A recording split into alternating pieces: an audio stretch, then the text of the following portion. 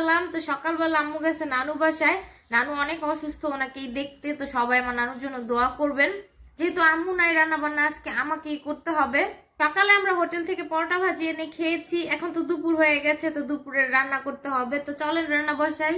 ফার্স্টে আমি ভাত বসিয়ে দিয়েছি, এখন সবজি কাটবো। এত সুন্দর করে সবজিগুলো ঝুড়িতে সাজিয়ে এনেছি, শুধুমাত্র ভিডিওতে দেখানোর জন্য এত সুন্দর করে ডেকোরেট করে কাটাকুটি করছি। রিয়েল লাইফে কিন্তু কাটাকুটি করতে গেলে চারদিক একদম মেসি হয়ে যায়। রান্না বান্না সবসময় আম্মুই করে, আমি মাঝে মধ্যেই রান্না করি। রান্না মাঝে মধ্যে করা হলেও মোটামুটি সব রান্নাই করতে পারি। অনেক সময় ইউটিউব দেখে শখ করে দুই একটা রেসিপিও ট্রাই করা হয়। তো আজকে রান্না করব রুই মাছ দিয়ে ফুলকপির তরকারি, এই জন্য ফুলকপি আর আলু কেটে নিলাম। ডালে দেওয়ার জন্য টমেটো কাটছি, আর পেঁয়াজ তো মোস্ট ইম্পর্টেন্ট, এটা ছাড়া তো কোনো রান্না সম্ভবই না। আমি পেঁয়াজ কাটতে থাকি, তোমরা ভিডিওটা লাইক কমেন্ট শেয়ার করে দাও। তো পেঁয়াজ মরিচ টমেটো সবই আমার কাটা শেষ। এখন গাজর কুচি করছি, আমি একটা মিক্সড সবজি ভাজি করব। তো গাজরের সাথে সিমও কুচি করে নিয়েছি, সাথে ফুলকপিও নিয়েছি।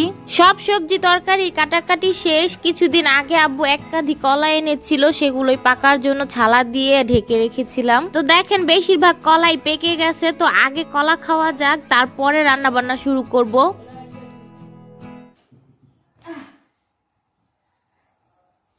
বেশিরভাগ কলাই পাকছে। রাইসা, জি মামনি। কলা খেয়ে যাও। আচ্ছা দাও।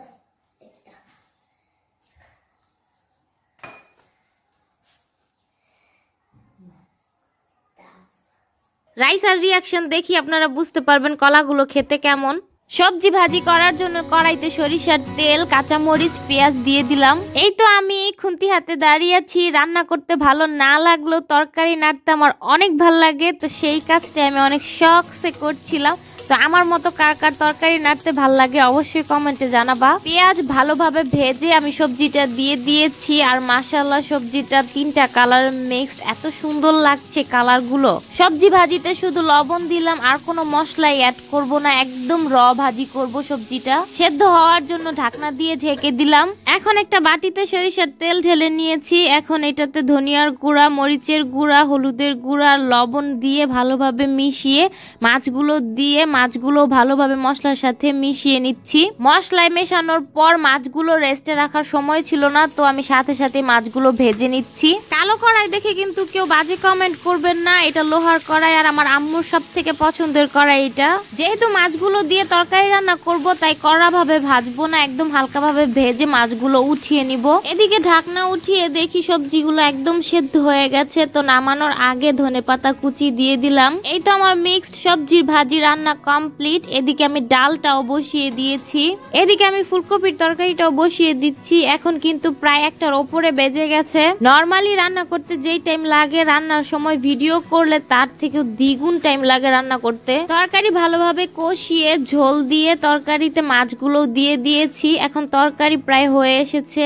তো এই টাইমে ধনেপাতা কুচি দিয়ে দিলাম। এদিকে আমার ডালও হয়ে গেছে। তো পেঁয়াজ রসুনের বাগারটা দিয়ে দিয়েছি। ডালের কালারটাও কিন্তু মাশাআল্লাহ অনেক সুন্দর হয়েছে। তো আমার রান্না বান্না মোটামুটি শেষ। এখন খাওয়া দাওয়ার পালা। সুন্দর করে মাটির প্লেট বাটিতে সবগুলো খাবার সার্ভ করে নিয়েছি।